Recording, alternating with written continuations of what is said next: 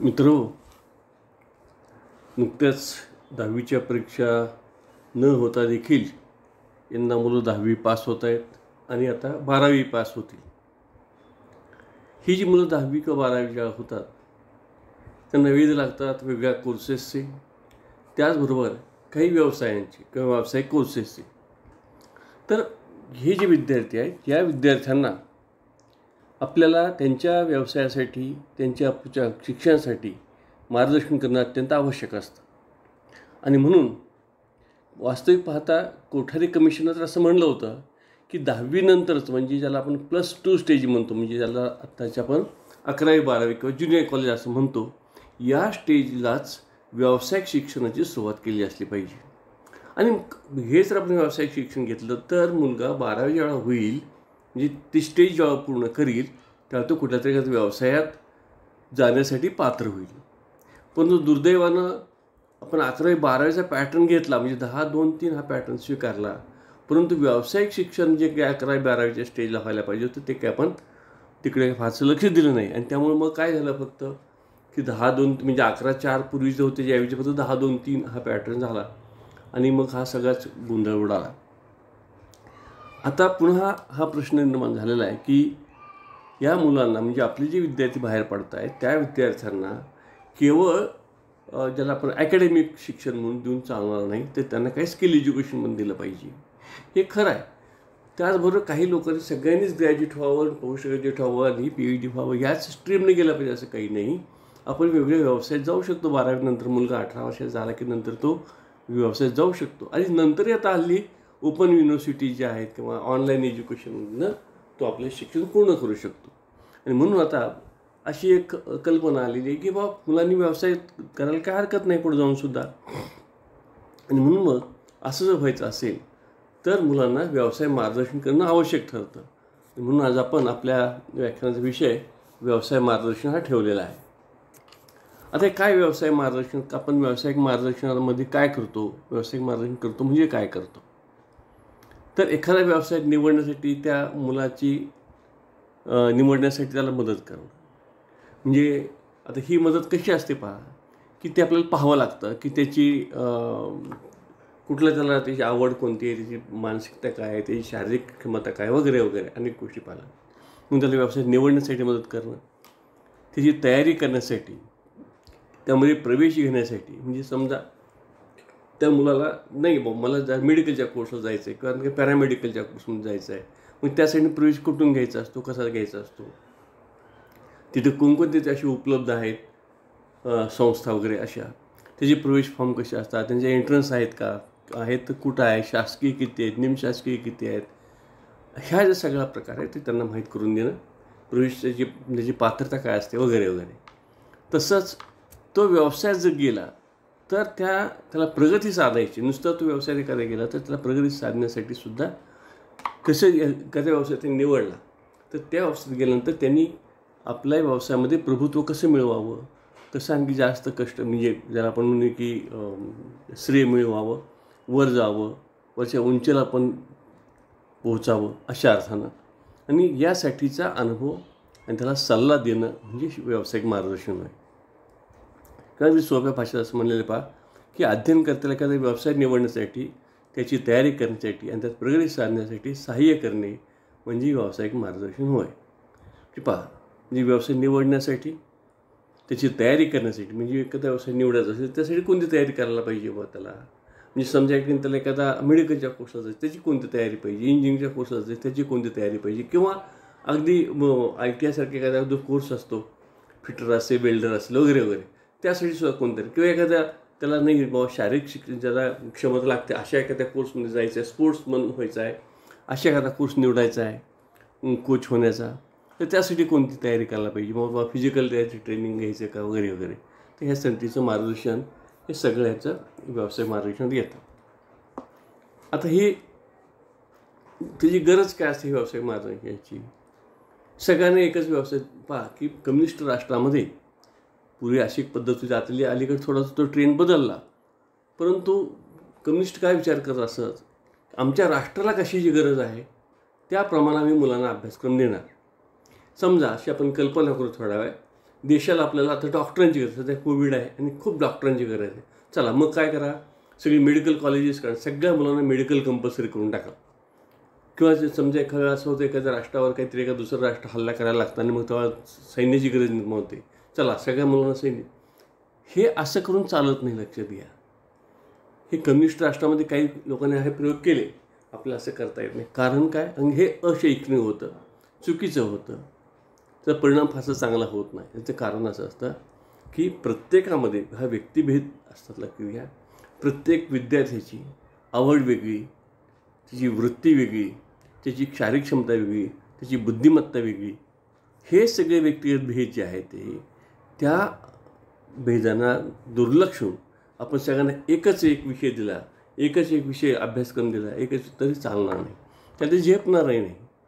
समजा अशी आपण कल्पना करू, सगळ्यांना आपण समजा मेडिकलला पाठवायला ठरवलं, तर काय होईल, ज्यांची बुद्धिमत्ता, तो कोर्स जो आहे, तो कोर्स ग्रास्प करण्याची क्षमता त्यामध्ये जर नसेल, तो मुलगा तो पासच होणार नाही, तो काहीच काम करू शकणार नाही तिथं. आणि म्हणून आपल्याला ही व्यक्तिभेदामधली जी त्याची शारीरिक भेद असतात, ज्याला मानसिक भेद असतात, हे सगळे भेद लक्षात घेऊन, म्हणजे त्याची मगाशी म्हणल्याप्रमाणे त्याची अभिरुची काय आहे, त्याची क्षमता काय आहे, अभियोग्यता काय आहे, वृत्ती कोणती आहे त्याच्या. बऱ्याच वेळा असं असतं काय, आता काहींच्या बाबतीत असं होतं किंवा शारीरिक क्षमता वगैरे सगळं आहे, पण मला नाही आवडत ते, मला ही गोष्ट नाही आवडत, मला नाही करायचं ते. मग आपण त्याला जबरदस्ती ते करण्यात काय अर्थ आहे, करायला लावण्यात. म्हणून व्यक्तिभेद जे वेगळे असतात, म्हणून आपल्याला मार्गदर्शन हे व्यक्तिभेदाचा विचार करून आपलं करावं लागत असतं. म्हणून व्यक्तिभेद लक्षात घ्यावेच लागतात. नंतर व्यवसायाची निवड. आता हे जे व्यवसाय असतात पहा, बऱ्याच वेळा होतं कसं पहा की बाहेर खूप असे वेगळे व्यवसाय असतात आणि काही व्यवसायांना समाजाने प्रतिष्ठा दिली असते, काही व्यवसायाच्या बाबतीत तात्कालिक गरज म्हणून त्याला प्रतिष्ठा प्राप्त झालेली असते. तर काही व्यवसाय बऱ्याच वेळा काय होतं की आपल्या पारंपरिक ह्याच्यातून व्यवसाय आलेले असतात.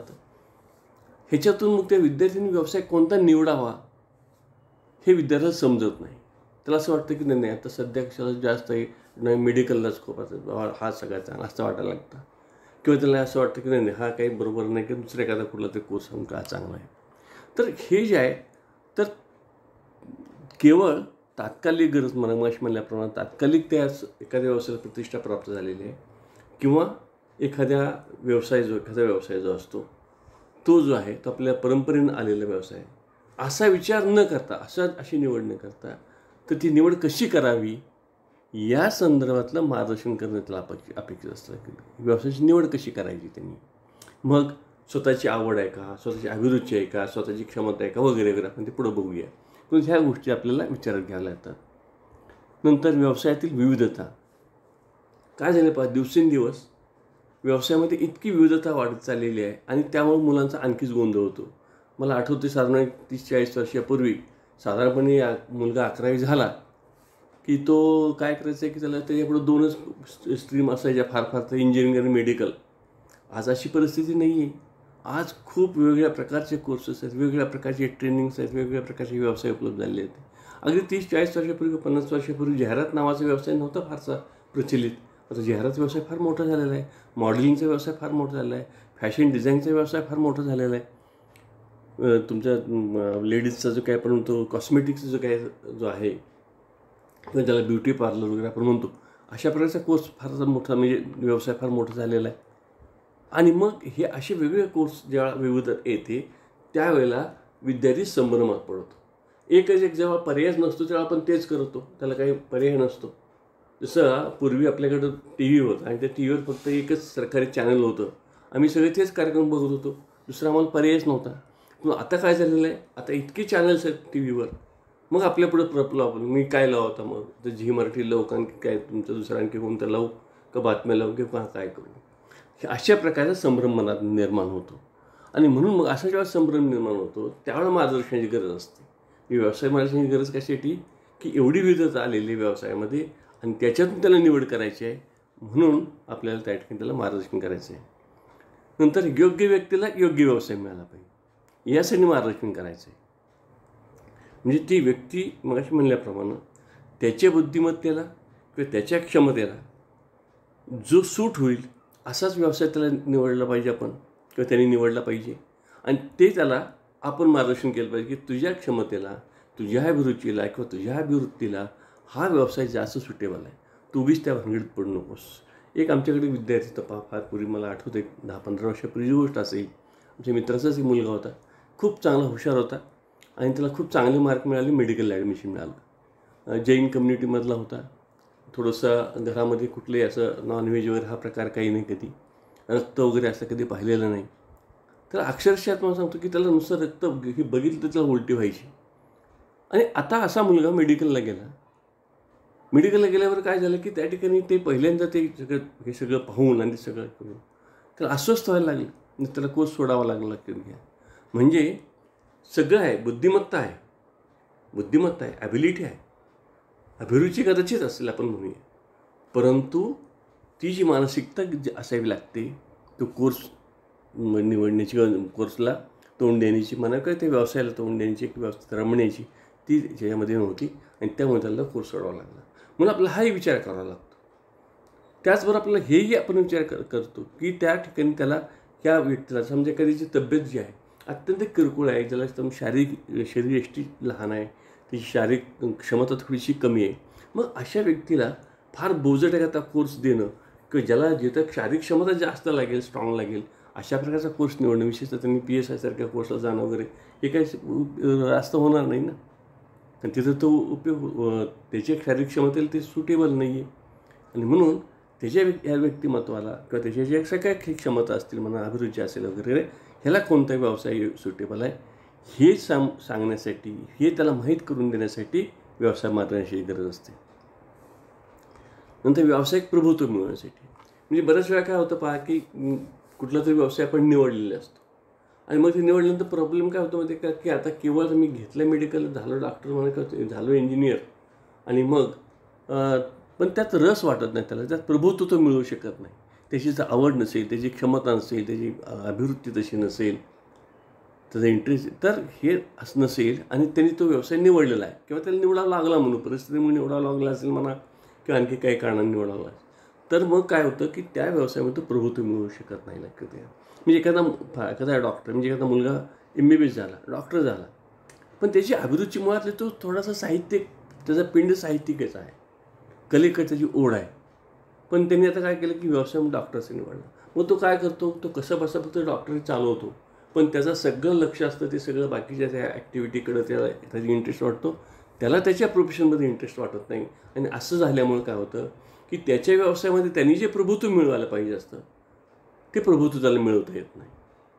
म्हणून व्यवसाय, कारण एखाद्या व्यवसायात आणि मग जर त्याला जॉब सॅटिस्फॅक्शन मिळालं नाही, आपण त्या ठिकाणी काम करतो वेळ, तर त्याचे तो एक अस्वस्थ होतो, प्रभुत्वही मिळत नाही आणि सगळं त्याचं जे जीवन जे आहे, जे काही जीवन आनंददायी व्हायला पाहिजे असतं, जीवन आनंददायी होत नाही. आणि म्हणून मग यासाठी मार्गदर्शनाची गरज असते. नंतर जीवनाला सामाजिक आणि आर्थिक स्थैर्य प्राप्तीसाठी, म्हणजे व्यवसाय तरी का करायचा, कशासाठी व्यवसाय करायचा कुठला तरी, तर आपल्याला सामाजिक आणि आर्थिक स्थैर्य प्राप्त व्हायला पाहिजे. बऱ्याच वेळा असंही होईल, समजा एखादी आपण अशी कल्पना करूया की वडील बऱ्यापैकी श्रीमंत आहेत म्हणा किंवा काय त्याला आपण असं म्हणूया की पिढीच्यात थोडीशी इस्टेट आहे, मग मुलांनी काहीच करायचं नाही का, काय करायचं, माझ्या आईवडिलांची इस्टेट आहे, माझी शेती आहे म्हणा किंवा आणखी व्यापार आहे म्हणा, मला काहीच करायचं नाही आहे, मला माझ्या घरचा व्यापारही करायचं नाही, शेती, असं करून चालेल का नाही. तर आपल्या समाजामध्ये प्रतिष्ठा मिळवायला पाहिजे असते आणि त्यासाठी आपल्याला काहीतरी व्यवसाय निवडावाच लागतो, हे त्यांना सांगावं लागतं मुलाला. भले तुझ्या वडिलांची शेती असेल म्हणा, व्यापार असेल म्हणा किंवा ती श्रीमंती असेल, कारखानदारी असेल म्हणा, ठीक आहे, तुझा समजा तो निवड असेल तो देखील निवड, पण तो व्यवसाय त्यांनी करायला पाहिजे ना. समजा तो दुकानदारी आहे, शिकल एका व्यापाऱ्याचा मुलगा आहे, दुकानदाराचा मुलगा आहे, ते ठीक आहे, बाकी समजा नाही त्याला कुठला कोर्स करायचा, पण दुकानदारी हा व्यवसाय तर त्याला करावाच लागेल, म्हणजे केलाच पाहिजे, कुठला तरी व्यवसाय करायलाच पाहिजे ना. कशासाठी, तर जगण्यासाठी, आर्थिक प्राप्तीसाठी. आणि समजा या ठिकाणी आपण अशी कल्पना करू, त्याला आर्थिकही त्याची फारशी गरज नाही, कारण त्याकडे पैसा आईवडिलांचा किंवा पूर्वजांकडून आलेला आहे, पण सामाजिक प्रतिष्ठा मिळत नाही ना. त्यामुळं सामाजिक प्रतिष्ठा मिळत नाही. तुम्ही कोण आहात असं म्हणलं, तुम्ही काय सांगणार, तुम्ही समाजात म्हणजे प्रतिष्ठा मिळायची म्हणजे काय असतं पहा, तुमचे स्वतःचे स्टेटस काय आहे, ते तुमचं स्टेटस हे तुम्ही कुठला तरी व्यवसाय करता, व्यवसायातनं ठरत असतं लागते, तुमच्या व्यवसायात नाही ठरत असतं, म्हणून त्याला कुठला तरी व्यवसाय करणं आवश्यक असतं आणि त्यासाठी आपण त्याला मार्गदर्शन करणं आवश्यक असतं. आणि निरामय जीवन जगण्यासाठी. म्हणजे जे काही आपलं जीवन जगायचं असतं, सगळं आनंदी जीवन जगायचं असेल तर कुठला तरी व्यवसाय आपण करणं आवश्यक असतं. त्याशिवाय आपल्याला खऱ्या अर्थानं सुख आणि समाधान मिळत नसतं लक्षात घ्या. आता व्यावसायिक शिक्षणाचे उद्दिष्ट याचा अनुषंगानच हा पार्ट आहे, लक्षात घ्या. चे उद्दिष्ट काय पहा, तर विद्यार्थ्यांना व्यवसाय निवडण्यासाठी, त्याची पूर्वतयारी करण्यासाठी, व्यवसायात प्रवेश करण्यासाठी, व्यवसायातील समस्या समजून घेण्यासाठी आणि त्या व्यवसायात प्रगती करण्यासाठी सहाय्य करणे. म्हणजे अशी कल्पना करूया की मी एक शिक्षक आहे आणि मी त्याला व्यवसाय शिक्षण जे काही सांगायचे कर मला मदत करायची. कशाची मदत करायची त्याला, तर कशा संदर्भात मदत करायची, व्यवसाय निवडण्यासाठी मदत करायची. त्या जो व्यवसाय त्याला निवडायचा आहे त्याच्यासाठी पूर्वतयारी करण्यासाठी, समजा आपण अशी कल्पना करू त्या मुलाला मेडिकलला जायचं अशी कल्पना करून तुम्ही ज्युनियर कॉलेजचे टीचर आहात. ठीक आहे, त्याने मेडिकल तुम्ही आता सांगितले की बाबा तू मुलगा आहे, तू मेडिकलला जाऊ शकतो, तुझी कॅपॅसिटी खूप चांगली आहे आणि सहजपणे तू मेडिकल करू शकतो, तुला आवड पण आहे, तुझ्या घरचे सगळे पूर्वीचे कोणी डॉक्टर आहेत वगैरे वगैरे, आणि मग तू ह्या मेडिकल पण नुसतं ठीक आहे तुम्ही सांगितलं त्याला मदत केली. कशाला, तू इंजिनिअरिंगऐवजी तू मेडिकलला जाऊन त्याला तुम्ही सुचवताय.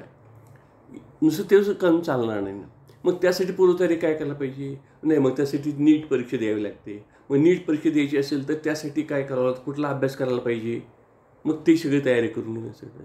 नंतर त्या प्रवेश करायचा, म्हणजे त्या व्यवसायात प्रवेश करायचा असेल, समजा तो डॉक्टर झाला समजा आणि आता तो काहीतरी, मग तिथं काय करावं लागतं ह्याच्या संदर्भात त्याला मार्गदर्शन करणं. आणि व्यवसायातील समस्या म्हणजे त्या व्यवसायात जो गेलास तिथं काय काय समस्या आहेत बाबा. मेडिकलमध्ये गेला समजा तो डॉक्टर जर उद्या होणार असेल तर डॉक्टरांच्या समस्या काय आहेत सध्याच्या याचीही जाणीव करून देण्यासाठी काय, आणि त्याला प्रगती म्हणजे त्या व्यवसायात प्रगती करण्यासाठी सहाय्य करणं. म्हणजे कसं पहा की त्या ठिकाणी त्या व्यवसायात कुठल्या अडचणी आहेत, किंवा आता हल्ली आपल्याला माहिती आहे की एखाद्या लहान मुलगा म्हणजे आपण असं म्हणूया की गरीब घरातला मुलगा किंवा मध्यमवर्गीय घरातला मुलगा डॉक्टर झाल्यानंतर त्याला असं वाटतं की आता आपलं थोडंसं एक छोटंसं हॉस्पिटल वगैरे काढावं.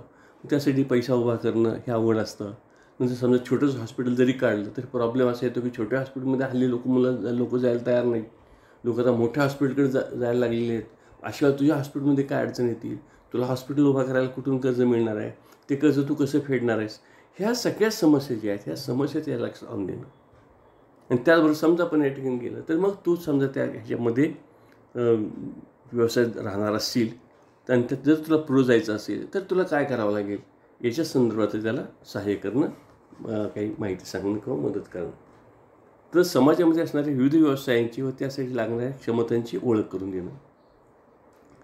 तर पहा की आपल्या म्हणतो मला आपल्या डोळ्यासमोर येतं, मी स्वतः तुम्हाला जे बोलतो सारखं मेडिकल इंजिनिअरिंग बोलतो, त्याचं कारण काय की आमच्या पिढीमध्ये हे दोनच व्यवसायासारखे पुढे होते.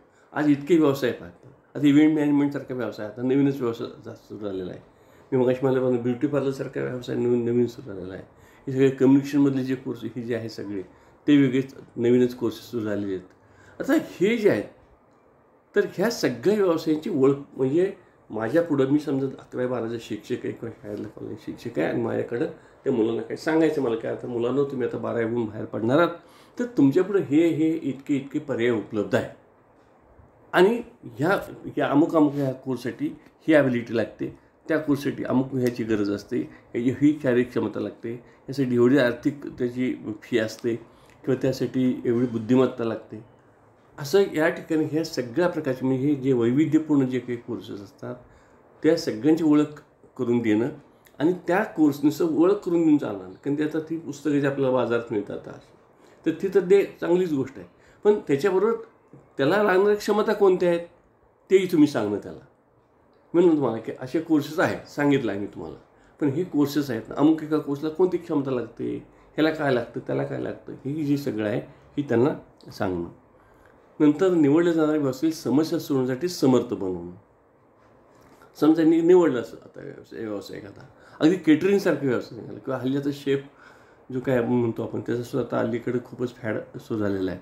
तर अशासारखा कोर्स निवडला तर त्यासाठी त्याला समर्थ बनायचं असेल तर त्यात कोणत्या समस्या येतात तर त्याची जाणीव करून देणं. म्हणजे लक्षात घ्या तुम्हाला किती ज्ञान असावं लागेल, तुम्हाला किती माहिती घ्यावी लागेल. म्हणजे आपण ज्याला जो कोणी त्याला माहिती देणार आहे सांगणार आहे त्याच्याकडे मुळात खूप माहिती असावी लागेल आणि ते आपल्याला त्या मुलांना द्यायचं आहे. नंतर प्रत्येकाने कोणता ना कोणता व्यवसाय करणे का आवश्यक आहे ही विद्यार्थ्याच्या लक्षात आणून देणे. मग अशी उल्लेख केला की मला काय गरज नाही आहे, माझ्या घरी परिस्थिती चांगलीच आहे, मी कशाला व्यवसाय केला पाहिजे असं म्हणून चालणार नाही. लक्षात घ्या की काही ना काही व्यवसाय केलाच पाहिजे. मी कालच सहज एक शरद तांदळांची व्याख्यान ऐकत होतो की एक इंजिनिअरिंग झालेल्या विद्यार्थ्यांपुढं तो उद्योजक झाला आणि त्यांनी खूप छान काही गोष्टी सांगितल्या की काय वेळेला मुलांना असं वाटतं काय मला गरज आहे, मग ते पुढाच्या मागंच आहे, ह्याच्या मागंच नुसतं आणि आपला वेळ आणि सगळं वाया घालवणं. तर आपल्याला कोणता ना कोणता व्यवसाय करणं का आवश्यक आहे हे विद्यार्थ्याला लक्षात दिलं पाहिजे. आपल्याला समाजात प्रतिष्ठा मिळायची असेल, आर्थिक स्थैर्य मिळायचं असेल, आपलं कौटुंबिक जीवन जे आहे ते निरामय आनंददायी व्हायला पाहिजे असेल तर आपल्याला कुठला ना कुठला व्यवसाय केला पाहिजे. ही गोष्ट प्रत्येक मुलाच्या मनावर आपण बिंबवली पाहिजे. नंतर विविध व्यवसाय आणि राष्ट्रीय विकास यातील संबंध लक्षात आणून. आता मी म्हणलं तुम्हाला की आपण आता काय सांगितलं की तू कुठला व्यवसाय कर, कशासाठी सांगितलं तर बाबा तुला तुझ्या मला प्रतिष्ठा मिळाली पाहिजे, तुला स्वतःला प्रतिष्ठा मिळाली पाहिजे, आर्थिक संपन्नता मिळाली पाहिजे, बरोबर आहे. पण केवळ तुझ्या आर्थिक संपन्नता मिळालीच पाहिजे, तुझं आनंदी जीवन व्हायलाच पाहिजे, तुला सामाजिक प्रतिष्ठा मिळाली पाहिजे. पण त्याचबरोबर अशा व्यवसाय केल्यामुळं अशा अनेक व्यवसायाचे जे काही विविध व्यवसाय असतात त्याच्यातून राष्ट्रीय विकास होत असतो. म्हणजे राष्ट्रीय विकास झाला का ना आपण ह्या राष्ट्राचे नागरिक आहोत आणि आपली जबाबदारी आहे, राष्ट्रीय विकासाची जबाबदारी आपली आहे याचीही त्यांना जाणीव करून देणं. हे वेगवेगळे व्यवसाय असतात, हे व्यवसायातून राष्ट्रीय विकास होत असतो आणि म्हणून आपल्याला कुठला तरी व्यवसाय करणं भाग असतं. ही पण गोष्ट त्यांना लक्षात देणं. नंतर विद्यार्थ्यांमध्ये श्रमप्रतिष्ठा मूल्य रुजवणं. अलीकडं काय झाले पहा की श्रमप्रतिष्ठा मूल्य न रुजवल्यामुळंच खरं म्हणजे आपल्याकडे शिक्षणामध्ये बरेचसे प्रॉब्लेम क्रिएट झाले. मला अजून आठवतं की 1882 साली हंटर कमिशन पुढे जेव्हा महात्मा फुलेंनी साक्ष दिली होती तिथपासून हा प्रॉब्लेम तो आहे आणि आजही तो फारसा सुटलेला नाही. किंबहुना तो जो काय वाढतच गेला. कसा पहा की आपण काय करतो आतासुद्धा की एक सध्या परिस्थिती कशी आहे पहा बाहेर की साधा गवंडी ज्याला म्हणतो आपण, गवंडी असतो त्याला पगार किती असतो दररोजचा त्याचा दिवसाचा विचार केला आपण तो आता अलीकडे साध्या सोलापूरसारख्या शहरामधला गवंडी बऱ्यापैकी गवंडी 1000 रुपये दररोज घेतो. आणि त्या बांधकामावर सुपरवायझर म्हणून काम करणारा मुलगा जो असतो तो कदाचित पॉलिटेक्निक कदाचित सिव्हिल इंजिनियर असतो म्हणा किंवा काय झालं तर तेही नसतो, BA-BSc झालेली मुलंसुद्धा सुपरवायझर म्हणून काम करतात आणि त्यांना पगार किती असतो महिन्याला 10,000 ते 12,000 पगार असतो. लक्षात घ्या हा न शिकलेला मनुष्य जो आहे काही 5वी 8वी 10वी शिकला असेल कदाचित आणि तो गवंडी काम करतो, तो दररोज 1000 रुपये मिळवतो आणि म्हणजे महिने साधारणपणे 30,000 झाले. अगदी आपण सुट्ट्या वगैरे तरी 25,000 तर कमीत कमी झाले त्याचे आणि हा मात्र 10-12,000 मिळवतो शिकलेला असूनसुद्धा. पण तो मुलगा जो शिकलेला मुलगा जो सुपरवायझर म्हणून काम करतो त्याला असं वाटत नाही की आपणच काय गवंडी काम करू नये, आपण काय हे पैसे मिळवू नयेत. त्याला असं वाटतं की मी शिकलेलं आहे आणि मग मी ते काम करणं म्हणजे ते कमीपणाचं आहे म्हणून ते काम करत नाही, त्याला आवडत नाही म्हणून नव्हे. तर त्याला असे वाटतं की त्या व्यवसायाला प्रतिष्ठा नाही, गवंडी काम करणं म्हणजे हलकं काम आहे असेच साधारण समजूत आहे. आतासुद्धा आपल्याकडे पहा की नळ दुरुस्त करणारे लोक आहेत ते किती पैसे मिळवतात. साधारण एक तुम्ही तोटी बदलायला मनुष्य आला तर तो कमीत कमी 150 रुपये घेतो आता. किंवा कुठलेही अप्लायन्सेस आता दुरुस्त करायला आलेला मनुष्य असतो त्यांच्याचं व्हिजिट फी 150-200 रुपये असते सोलापूरसारख्या शहरामध्ये. पण तशी कामं आपण करायला तयार होत नाही का पैशात आपल्याला दिसतं माहीत आहे आमच्या ग्रॅज्युएट मुलाला किंवा शिकलेल्या मुलाला, पण त्याला असं वाटतं की ते काम जे आहे ते हलक्या प्रतीचं काम आहे. ही जी भावना ही भावना वाईट आहे. लक्षात घ्या ही भावना वाईट, पैसे किती मिळतात हा भाग नाही आहे, ही भावना वाईट असते की प्रत्येक जे काय श्रम हे आहे तर ते व्यवसाय हा प्रतिष्ठितच असतो.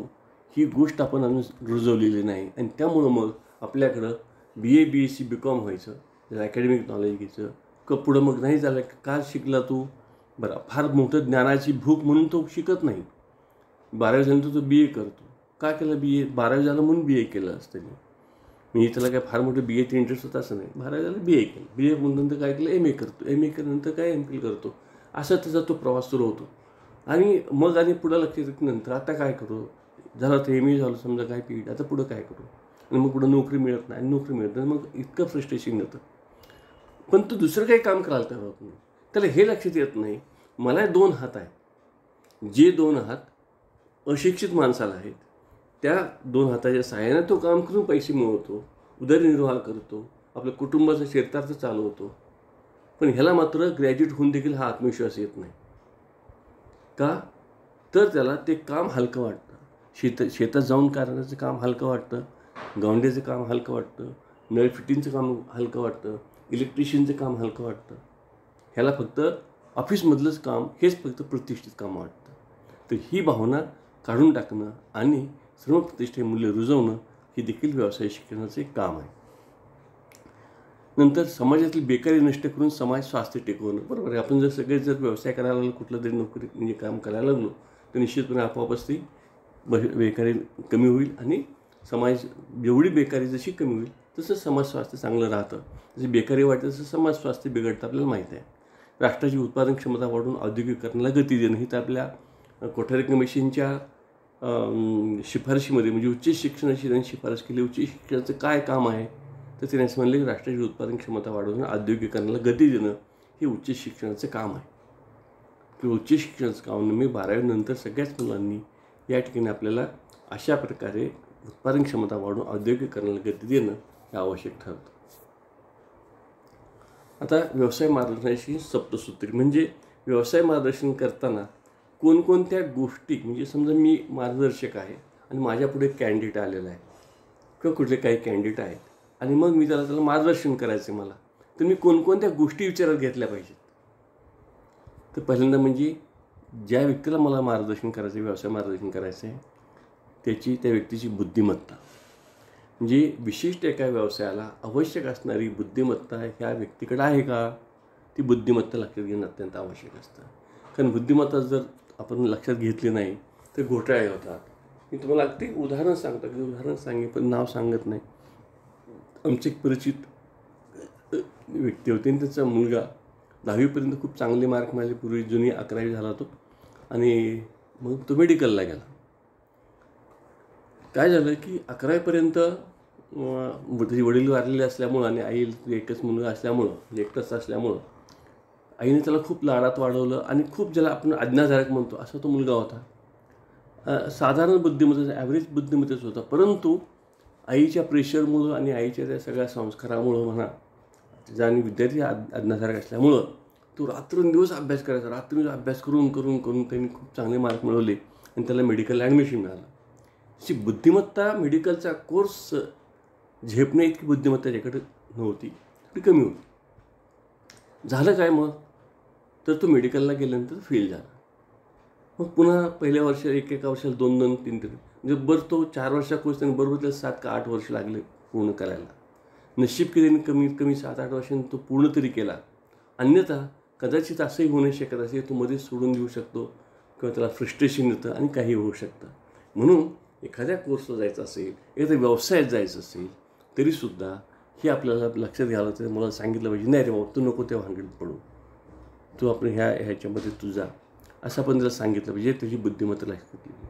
तसंच अभियोग्यता म्हणजे त्याला आपण काय म्हणतो की त्याचा जो कल असतो त्या कल कसा आहे कुठल्या आता मी म्हणलं तुम्हाला की आपला कल असतो, काही लोकांचा कल असतो, काहींचा पिंड असतो, थोडासा साहित्याकडे त्यांचा कल असतो, काहींचा कल थोडासा वैज्ञानिक गोष्टीकडे असतो. आपण जबरदस्तीने त्याला इकडं नेहमीच काही पॉईंट नसतो लक्षात घ्या. म्हणजे जे विद्यार्थी समजा एखादा आहे एखादा काही संगीताकडे कल असतो एखाद्याचा आणि आपण त्याला म्हणणार नाही तू तर हा इंजिनिअरिंगचा कोर्स कर, कॉम्प्युटर हल्ली कॉम्प्युटरला फार महत्त्व आहे. तर कॉम्प्युटरचा कोर्स त्याला काय देता, त्याचा जर कल साहित्याकडे आहे, त्याचा जर आर्ट्सकडे कल आहे तर त्याला तिकडं पाठवण्याचा अर्थ नाही. त्याचा कल लक्षात घ्यायला पाहिजे. तसंच त्याची अभिरुची, त्याला काय आवडतं. आता या अभिरुचीच्या बाबतीत मी मग सांगेन थोडीशी अडचण काय सांगतो की बऱ्याच वेळा काय होतं की लहानपणीच 3री-4थी असतानाच मुलगा नाही आमच्या मुलाला फारसे आवडतं. लक्षात घ्या 3री-4थीच्या मुलांच्या आवडीला काय फारसं महत्त्व नसतं. त्याचं कारण असं असतं ह्या आवडी वगैरे सगळ्या अभिरुची वगैरे जे आहेत ना हे खऱ्या अर्थाने विकसित होतात. हे जे ज्या 10वी मुलगा होतो 11वी-12वीचे जे काही त्याचा वयाचा टप्पा जो आहे तिथंच खऱ्या अर्थाने त्याचे स्थिर झालेले असतात. कारण लहानपणी कसं असतं की त्या आवडीनिवडी बदलत जातात फारशा, नंतर मात्र त्या आवडीनिवडी स्थिर होतात आणि मग 11वी-12वीचा जो काही टप्पा असतो या टप्प्यामध्ये त्याच्याच एका आवडीनिवडी स्थिर झालेली असतात आणि मग त्याच्या अभिरुचीनुसार त्याला कोर्स निवडायला मदत करतात.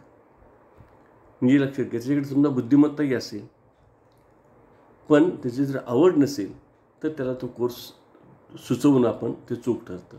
नंतर त्याचा स्वभाव कसा आहे, तो स्वभावही लक्षात घ्यावा लागतो. की जर आपण एखाद्या मुलाचा स्वभाव, एखादा विद्यार्थी स्वभाव अत्यंत शांत आहे, मृदू आहे, आणि अशा मुलाला तुम्ही सांगला की तू फौजदारचा कोर्स कर, तर चालणार नाही ना. त्या ठिकाणी फौजदार किंवा इन्स्पेक्टरचा कोर्स करायचा असेल तर त्या ठिकाणी वृत्ती वेगळी लागते, त्याचा स्वभाव वेगळा असावा लागतो. तो हळू आवाजात काही त्यावर बोलायला लागला, तर चोराशी बोलायला लागला तर चालणार नाही ना. नाही, पण तो हा मुलगा फार दयाळू आहे असं, आणि त्याला तुम्ही इन्स्पेक्टर करून ठेवलं तर असं नाही होत, लक्षात घ्या. तर त्यावेळेला त्याचा स्वभाव, म्हणजे आपण एखादा व्यवसाय निवडण्यासाठी सुद्धा त्याचा स्वभावसुद्धा आपल्याला पाहावा लागतो की याचा स्वभाव, ह्याला हे चालेल का, हा कोर्स त्याला चालेल का, नाही चालणार, त्याला हे पटणार नाही त्याला, मग आपण त्याला कोर्स तो सुचवू नये. नंतर प्रावीण्य, मी म्हणलं तुम्हाला की त्या एखाद्या विशिष्ट ह्याच्यामध्ये म्हणजे जे कौशल्य असतं, समजा उदाहरणार्थ म्हणलं तुम्हाला की शारीरिक क्षमता असेल आणि त्याच्यामध्ये जर प्रावीण्य कितपत आहे आणि त्या विशिष्ट कोर्ससाठी किती प्रावीण्य लागतं, तर त्या प्रावीण्य लक्षात घेऊन आपण त्याला मार्गदर्शन करणं अत्यंत आवश्यक असतं. त्याचबरोबर त्याची आर्थिक परिस्थितीसुद्धा लक्षात घेणं आवश्यक आहे. आता अलीकडं बऱ्यापैकी आता वेगवेगळ्या ट्रस्ट असतात, मदत करतात. खर्च म्हणजे एखादा मुलगा चांगला बुद्धिमान असेल, त्याला मेडिकल ॲडमिशन मिळालं तर त्याला आर्थिक मदत करणारे काही लोक पुढे येतात, हे खरं आहे. पण तरीसुद्धा सर्वसामान्यपणे जर आपण विचार केला तर एखाद्या मुलाला एखादा कोर्स देत असताना हाही विचार करावा लागतो की त्या कोर्सला येणारा खर्च ह्याला परवडणार आहे का. कारण त्यांची जी काही कौटुंबिक परिस्थिती असते, जे कुटुंब खूप गरीब असेल तर किमान खर्चसुद्धा खूप असतो, किमान खर्च एखाद्या कोर्सला खूप असतो. मग त्यांना ते परवडत नाही, मग सगळे त्या घराचीच तारांबळ होऊन जाते आणि खूप त्याच्यातनं काही प्रॉब्लेम क्रिएट होतात, तेही विचार करावा लागतो. तेव्हा काय कसं असतं की तो खेड्यातला मुलगा असतो, अत्यंत खेड्यात असतो, दुर्गम भागात राहत असतो, आर्थिक परिस्थिती खूप हालाकीची असते. त्यात तो मुलगा चांगलाही असतो, म्हणजे बुद्धिमान असतो, चांगला असतो, आणि मग त्यांनी समजा ते मेडिकलचा कोर्स कुठलं तरी बाहेरगावी त्याला कुठं मिळाला, कुठं पेमेंट शीटमध्ये मिळणार असेल तर मग अवघड होऊन जातं ना त्याला, की त्याला जाण्याचा खर्च, तिथं राहण्याचा खर्च आणि त्या कॉलेजच्या कोर्स फी ही न परवडणार असते. आणि म्हणून मग आपल्याला तोही विचार करून ते निर्णय घ्यावा लागतो. नंतर त्याचं आरोग्य, तर पहा की त्या म्हणलं मला की त्या मुलाचं आरोग्य जर कसं आहे त्याच्यावर अवलंबून आहे. की जसं मी म्हणलं की आता काही लोकांना कसं असतं की ए सीची ॲलर्जी असते. पहा, काही लोकांना ए सीची ॲलर्जी असते, आणि आता ए सी जर त्याला ॲलर्जी आहे आणि त्याला तुम्ही सांगणार त्याला कॉम्प्युटरचा कोर्स घे, तर कॉम्प्युटरचा कोर्स त्याला सांगणं बरोबर होणार नाही जर त्याला ए सीची ॲलर्जी तुम्हाला माहीत असेल. कारण कॉम्प्युटरची जी बहुतेक सगळी कामं जी करायची असतात ती बहुतेक ठिकाणी त्या ठिकाणी ए सी असतो, लक्षात घ्या. मग ए सीमध्ये तो जर काम करायला तर त्याला पुढं त्रास होण्याची शक्यता निर्माण होते. म्हणून हाही विचार करावा लागतो की त्याला कुठल्या गोष्टी ॲलर्जी आहे का, किंवा आणखी त्याची शारीरिक क्षमतेमध्ये काही प्रॉब्लेम आहे का, आणि त्याला शारीरिक क्षमता किंवा शारीरिक त्याचं आरोग्य जे आहे ते आरोग्य लक्षात घेऊन आपण त्याला कोर्स सुचवला पाहिजे. तर व्यावसायिक जसं आता हे जसं म्हणलं की आपण हे सुचवणं वगैरे आपलं सगळं ठीक आहे, पण आपले काही मर्यादा आहेत, म्हणजे व्यावसायिक मार्गदर्शन देखील काही मर्यादा आहेत. लक्षात काय मर्यादा आहेत पहा. आपण भले काही सुचवलं मुलांना तरी काय होतं पहा, बऱ्याच वेळेला आपल्याकडं की काही पारंपरिक व्यवसाय असतात, आणि मग पारंपरिक व्यवसाय निवडणं काही वेळा ते मुलांना आवश्यक असतं, काही वेळा ते त्याला काय म्हणतो आपण परिस्थिती त्याला कंपेल करते ते स्वीकारायला. म्हणजे अशी कल्पना करू आपण, एखादा दुकानदार आहे आणि त्या दुकानदाराचं मोठं दुकान आहे, सेटल अगदी व्यवस्थित आहे बाजारपेठेमध्ये, आणि त्याला एकच मुलगा आहे आणि तो मुलगा बऱ्यापैकी हुशार आहे. आता त्या मुलाला मग तो मुलगा आहे आणि त्याला आपण सांगितलं जा मेडिकलला तू, किंवा जा इंजिनिअरिंगला, आणि त्याचा एवढा मोठा व्यवसाय आहे. मग वडिलांचं त्या ह्याचं काय करायचं, त्या व्यवसायाचं त्यांनी त्या दुकानाचं काय करायचं. किंवा या उलट सांगतो, एकदा डॉक्टर आहे, डॉक्टरचं हॉस्पिटल, स्वतःचं हॉस्पिटल आहे, आणि त्याचा मुलगा आहे, आणि आता तो काय होतं पहा की तो जो मुलगा आहे आपण त्याला सुचवतो की नाही बाबा तुझा काय पिंड डॉक्टरकीचा नाही आहे, तुझा पिंड आता आहे तो जरा इंजिनिअरिंगकडचा आहे किंवा आणखी कुठला तरी वेगळ्या व्यवसायाकडचा आहे, तू तिकडं जा.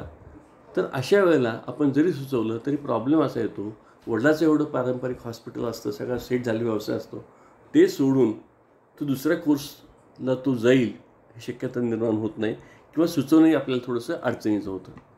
नंतर खोटी सामाजिक प्रतिष्ठा, ज्याला आपण सिडो सोशल प्रेस्टिज म्हणतो, की आपण जरी म्हणलं अरे तू तुला चांगल्या तू कविता करतोस, तू चांगलं लिहितोस, तू आर्ट्सलाच जा, खूप चांगलं राहील, पण त्याला असं वाटत असतं की नाही, डॉक्टरला झाल्याशिवाय मला काय प्रतिष्ठा मिळणार नाही, त्यामुळे तो मेडिकललाच जायचा प्रयत्न करतो.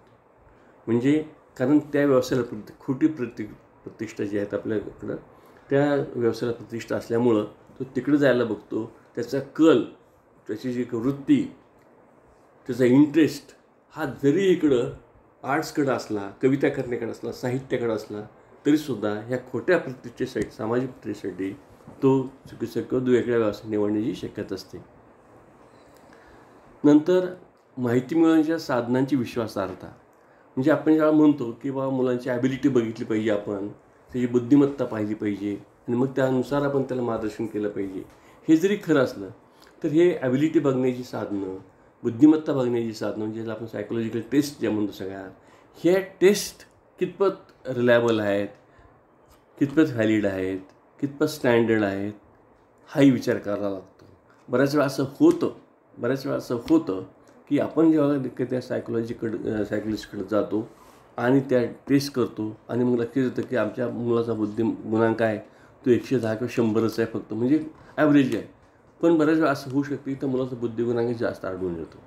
याचा अर्थ असा असतो की त्यांनी जे टूल वापरलं, ती टूल आहे ते तेवढं विश्वासार्ह नव्हतं. म्हणून ही मर्यादा असते की ते पाहावं लागतं आपल्याला की ती साधनं जर व्यवस्थित नसतील, प्रमाणित नसतील, तर प्रॉब्लेम काही वेळा क्रिएट होतात.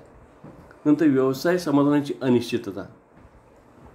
म्हणजे आपण जरी असं म्हटलं की एखाद्या विद्यार्थ्याला ज्यात आवड आहे, त्यात त्याची वृत्ती आहे, बुद्धिमत्ता आहे सगळं, आणि त्यांनी तो कोर्स निवडला आणि तो एका मेडिकलला गेला किंवा इंजिनिअरिंगला गेला किंवा आणखी कुठल्या कोर्स हॉटेलिंगमध्ये गेला आणि तिथं त्याला आता जॉब सॅटिस्फॅक्शन मिळेल का, तर त्याला इंटरेस्ट होता म्हणूनच तो गेलेला आहे, त्याची बुद्धिमत्ता होती म्हणून तो गेलेला आहे आणि मग आता त्याला जॉब सॅटिस्फॅक्शन मिळेल असं आपण गृहीत धरून त्याला मार्गदर्शन केलेलं आहे. परंतु प्रत्येक वेळा असं होतंच असं नाही, तर त्या ठिकाणची परिस्थिती काही वेळा बदलते आणि त्यामुळं मग त्याला काही प्रॉब्लेम. आता जसं आपण पाहतो की मेडिकलमध्ये मुलं गेली, चांगले डॉक्टर झाले, हॉस्पिटलमध्ये तो कुठं कामाला लागला असेल किंवा स्वतः हॉस्पिटल काढलं असेल, आणि मग आता पाहतो की पेशंटच डॉक्टरला मारायला लागतात काही झालं की ते, आणि मग ते सगळे अस्वस्थता. म्हणजे एवढं मी केलं सगळं, एवढा मुलगा बुद्धिमान मुलगा, हॉस्पिटल उभा केलं सगळं, आणि त्याच्या वाट्याला जर हे सगळं पुढं असं येणार असेल, ही सगळी अनिश्चितता येणार असेल, किंवा असंही होतं की आपण त्याला सांगितलं बा तू हुशार आहेस, तू बुद्धिमान आहेस, तुझी आवड पण आहे, तुझी ॲबिलिटी आहे, तू मेडिकलला जा. त्यांनी मेडिकलचा कोर्स निवडला, पण काही नाही, पुढे त्याला लक्षात आलं की काही नाही, इथं फारच अवघड आहे, कारण इथं आपण सेटल होणं फार अवघड झालेलं आहे, खूप सॅच्युरेशन झालेलं आहे. आणि मग त्याला सगळी अनिश्चितता येते सगळी की आपल्याला तिथं जे काही मला स्वप्न पाहिलं होतं ते मला पुरेसा पैसाही मिळत नाही, माझ्यापेक्षा सामान्य माणसं जास्त पैसे मिळायला लागले, आणि मग त्याच्यामध्ये वेगळ्या प्रकारचं फ्रस्ट्रेशन होऊ शकतं. म्हणजे हे देखील काही वेळा होऊ शकतं. तसंच नवनवीन व्यवसायाचा उदय. समजा मी मार्गदर्शक आहे आणि मी तुम्हाला विद्यार्थ्यांना मार्गदर्शन करणार आहे. माझ्या पुढं काय होतं पहा, एक लिस्ट आहे, समजा एक 10-20 व्यवसायांची लिस्ट आहे, आणि या 10-20 व्यवसायांची लिस्ट माझ्याकडे असते. त्याच्यासाठी जे आवश्यक असणारी क्षमता तपासण्यासाठी साधनं माझ्याकडे आहेत असं आपण समजूया. त्याच्या सहाय्याने मी साधनाच्या त्यांच्या ॲबिलिटी पाहिल्या विद्यार्थ्यांच्या, त्यावर मी मार्गदर्शन करतो आहे. पण गंमत अशी होते, माझी साधनं आणि मी जे व्यवसाय सांगतो, जगामध्ये इतक्या झपाट्यानं नवनवीन व्यवसाय निर्माण व्हायला लागलेले आहेत की आपण जे काही त्यांना मार्गदर्शन करतो ते व्यवसाय मागं पडतात आणि दुसराच व्यवसाय पुढे येतो. मी म्हणलो तुम्हाला की पूर्वी जेव्हा आम्ही ज्या काळात शिकलो किंवा वाढलो, त्यावेळेला हे इंजिनिअरिंग, मेडिकल आणि 2-4 कोर्सेस सोडले, त्याचे फारसे कोर्सेस नव्हते. आज हॉटेल मॅनेजमेंटचा कोर्स आहे, ते शेफ जे काय त्याचं मगाशी म्हणल्याप्रमाणे हे जे वेगळे कोर्सेस नवीन येतात. आता तर वाटाघाटीचे कोर्स निघाले, नुसतं कोर्स ऑफ निगोशिएशन नावाचा कोर्स आलेला आहे, जे वाटाघाटी करणं. आता हे नवीनच कल्पना, म्हणजे या ठिकाणी लक्षात घ्या.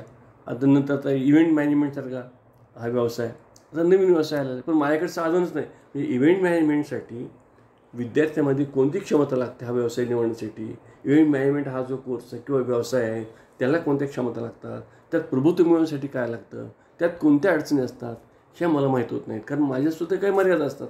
मी जी काही माहिती असते ती माझ्याकडे माहिती असते, आणि असे इतके झपाट्याने व्यवसाय बदलतात. म्हणजे माझ्या मुलाला मी जे सल्ला देतो आहे, त्या मुलाला सांगितलं तू मेडिकलला जा किंवा इंजिनिअरचा किंवा आणखी कुठला कोर्स जा, पण त्याच्यापेक्षा नवीन चांगला कोर्स आला ना आता बाजारामध्ये, आणि मग हे मागं पडलं ते, असं होऊ शकतं. लक्षात घ्या. आणि म्हणून त्याला काही मर्यादा पडतात. लक्षात घ्या. आता महाविद्यालय स्तरावर मग आता काय आपल्याला केलं पाहिजे की आपण कल्पना करूया की तो मुलगा 10वी-12वी झालेला आहे आणि आता तो कुठल्या ते कॉलेजमध्ये जातो आहे. तर नोकरी करण्याचं समजा जे काही मुलं असेल त्यांना नोकरी करायची इच्छा आहे, तर नोकरी करण्यासाठी इच्छुकास माहिती पुरवणं, म्हणजे कुठल्या कुठं नोकऱ्या उपलब्ध आहेत, त्याला हल्ली आपण म्हणून प्लेसमेंट सेल ज्याला म्हणतो आपण, अशा प्रकारचे प्लेसमेंट सेल आपण स्थापन करणं प्रत्येक महाविद्यालयामध्ये अत्यंत आवश्यक आहे. मग या ठिकाणी वेगवेगळ्या प्रकारची जाहिराती वर्तमानपत्रातून म्हणा, मॅगझिन्समधून म्हणा, ते गोळा करून ह्याच्यामध्ये लावणं, शोकेसमध्ये लावणं. त्याचबरोबर वेगवेगळ्या कंपन्यांशी कॉन्टॅक्ट ठेवणं आणि त्या कंपन्याकडून ही माहिती मिळवत जाणं. कारण प्रत्येक वेळी जाहिरात इथेच असं नाही, काय छोट्या छोट्या कंपन्या असतात त्या ठिकाणी ते काही जाहिरातीसुद्धा देत नाहीत. तर ते वॉक इन इंटरव्ह्यू माणसं निवडत असतात किंवा साधी दुकानं असतात, त्या दुकानामध्ये काही त्याला माणसं पाहिजे असतात. तर ह्याची माहिती जी आहे अशा लोकांशी आपण संपर्क ठेवला तर ती सगळी माहिती आपल्याकडे गोळा करून ठेवणं, म्हणजे ज्या मुलाला काही नोकरीची आवश्यकता असेल, गरज असेल, तर ती माहिती आपण त्याला ह्या आपल्या प्लेसमेंट सेलमधून पुरवू शकू.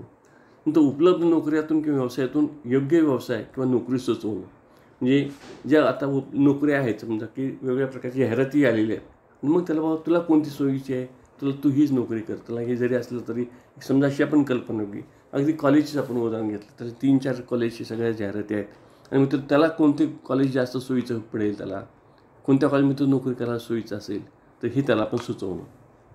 नंतर विविध ठिकाणावर नोकरी व्यवसायाची माहिती मिळवणं, मग अशी सांगितलं मला. दरवर्षी आपल्या माहितीतून बाहेर पडणाऱ्या विद्यार्थ्यांची नोंद ठेवणं, म्हणजे आता ह्या वर्षी आपल्याकडनं समजा एक माझ्या कॉलेजमध्ये 100 विद्यार्थी बाहेर पडले, तर 100 विद्यार्थी बाहेर गेल्यानंतर कुठे जातात, ते काय करतात, हे कुठं कोण नोकरी, समजा त्यातले 2-4 लोक नोकरी करत असतील, 4-5 लोक धंदा करत असतील, काही लोक शेती करत असतील, काही व्यापार करत असतील, ह्याची सगळ्याची नोंद आपल्याला असली पाहिजे. याचं कारण काय पहा, की हे जे आपले पास स्टुडंट असतात हे आपल्याला आत्ताचे जे विद्यार्थी असतात त्यांना उपयोगी पडू शकतात. म्हणजे समजा अशी कल्पना करू आपण, आत्ता यावर्षी माझ्याकडनं 5 विद्यार्थी बाहेर, 100 विद्यार्थी जे बाहेर पडले त्यातले 5 विद्यार्थी जे आहेत ते एखाद्या मोठ्या कंपनीमध्ये मोठ्या पोस्टवर गेलेले आहेत. आत्ता मग काय करता येतं पहा, की मला त्या 5 लोकांशी संपर्क साधून आत्ता जी माझी नवीन जी मुलं आहेत की त्यांना तिथं कुठे ॲब्स्ट्रॅक्ट घेता येईल का, हे आपल्याला सुचवता येतं. म्हणजे अशा पद्धतीनं आपल्या ह्या जे काही जुने जे विद्यार्थी असतात त्या विद्यार्थी आपण अशी नोंद ठेवणं. नंतर नोकरीविषयक माहिती देणाऱ्या साधनांची उपलब्धता, म्हणजे तुम्हाला एम्प्लॉयमेंट न्यूज असेल किंवा वेगळी मासिक असतात, वर्तमानपत्र असतात, जाहिराती असतात, ह्याचे सगळे साधनं मुलांना उपलब्ध करून देणं अत्यंत आवश्यक असतं. नंतर विविध कंपन्या असतात, आपण यांच्या संपर्कात राहणं. मी म्हणत समजा अगदी सोलापूरसारखं छोट्याशा गावाचं उदाहरण तुम्हाला जर घेतलं तर इथं बऱ्याच MIDCमध्ये सुद्धा छोट्या छोट्या कंपन्या असतात, त्यांच्याशी आपण संपर्कात राहायचं. व त्यांच्याकडे काय लोक लागतात, त्यांना काही वेळा क्लार्क लागतात, काही वेळा अगदी वॉचमन लागतात, शिपाई लागतात, ऑफिसर्स लागतात, वेगवेगळ्या प्रकारची माणसं लागतात, केमिस्ट लागतात, इंजिनियर लागतात. आपल्याकडे कोणते उपलब्ध आहेत, आपल्याकडे एखादा मुलगा असेल कदाचित तो साऱ्या क्लार्कच्या नोकरीला एलिजिबल असेल तर तिथं त्याला आपण सुचवू शकतो, एखादा इंजिनियर सुचवू शकतो त्याप्रमाणे. नंतर कॅम्पस इंटरव्ह्यूसाठी विद्यार्थ्यांना तयार करणं. आता अलीकडं बऱ्याच मोठमोठ्या कंपन्या कॅम्पस इंटरव्ह्यू घेतात. मग कॅम्पस इंटरव्ह्यू घेताना मुलांना काय होतं, आपला मुलगा जो असतो पहा तो BA झाला असतो किंवा BSc असतो किंवा BE काही समजा प्रोफेशनल कोर्सेसमधला असेल तर तो BE झाला असतो. पण होतं काय त्याचं, तो शिकला असतो काय, ते वेगवेगळे विषय मेकॅनिक्स अमुक विषय शिकलेला असतो. मग प्रत्येक इंटरव्ह्यू कसा फेस करायचा हे त्याला माहीत नसतं आणि म्हणून मग त्याला इंटरव्ह्यू कसा फेस करायचा यासाठी त्याची तयारी करून घेणं हे आपलं काम आहे. ह्या प्लेसमेंट सेल आहे त्याचं काम आहे. मी मुलांच्या अगोदर तयारी, समजा आपल्याकडे आता कधी समजा इन्फोसिससारखी कंपनी आपल्याला येणार आहे आणि ते आता काय करणार आहे की आपल्या मुलांना इंटरव्ह्यू घेणार आहे, कॅम्पस इंटरव्ह्यू घेणार आहे, तर ते काय विचारू शकतील, मग कशी त्या मुलाला तयार करायची, त्याचा कॉन्फिडन्स वाढवायचा, त्या मुलाला कसं तयार करायचं, यासाठी त्या मुलाची तयारी करून घेणं हे आपल्याला आवश्यक असतं. अन्यथा काय होतं पहा, मुलगा अगदी एखादा मुलगा चांगला या ठिकाणी तुमच्याकडं चांगल्या मेरिटचा मुलगा असतो, म्हणजे अगदी चांगलं 90% वगैरे मिळवला, पण त्याला इंटरव्ह्यू नाही फेस करता येत तिथं, तो इंटरव्ह्यूमध्ये फेल होतो आणि मग त्याला ते जॉब मिळत नाही. म्हणून ती कॅम्पस इंटरव्ह्यूची तयारी करून घेणं आवश्यक असतं. नंतर नोकरीप्राप्त विद्यार्थ्याची नोंद ठेवणं. समजा कॅम्पस इंटरव्ह्यूमध्ये समजा 10 लोक निवडले गेले तर त्या 10 विद्यार्थ्याची नोंद ठेवणं अत्यंत आवश्यक असतं. मी मगाशी म्हणल्याप्रमाणे हे विद्यार्थी आपल्याला पुढं उपयोगी पडू शकतात. नंतर वेळोवेळी अनुधावन कार्यक्रम घेणं, म्हणजे फॉलोअप घेणं.